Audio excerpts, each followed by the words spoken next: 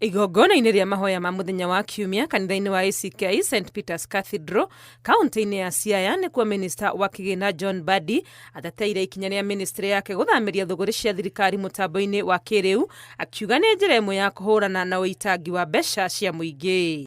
My plea to the accounting officers, don't listen to your procurement officers because they don't want to let go where they have been stealing public funds. Make sure that you move around and ask your procurement officer to work with the National Treasury to implement this system. This system is going to save us a lot.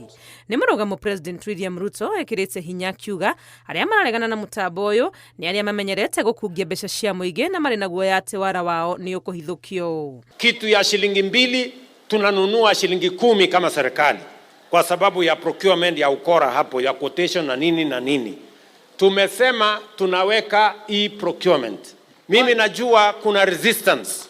Procurement officers, accounting officers hawataki hiyo maneno kwa sababu wanataka kuendelea na ukora ya zamani.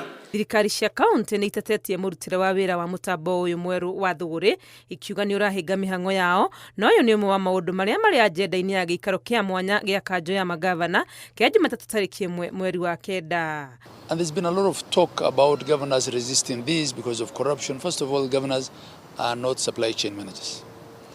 They are not technical staff in counties that use these systems.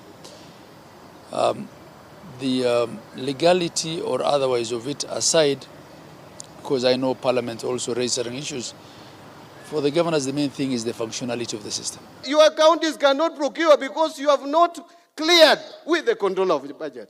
The ones that have cleared with controller of budget, by next week you should be ready to start procurement. Mũikarĩri gĩtĩ wa kanjũ ya magavana anyitĩrĩire atĩ marĩ na kĩhoto gĩa gũteta angĩkorwo mũtambo ũyũ mwerũ nĩ ũrahenga mũrutĩre wao wa wĩra.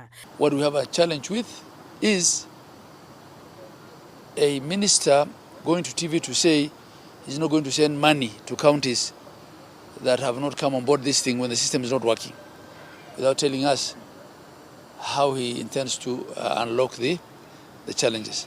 Ngĩribotera Inooro TV rĩtwa rĩakwa nĩ Wangui wa Mwangi.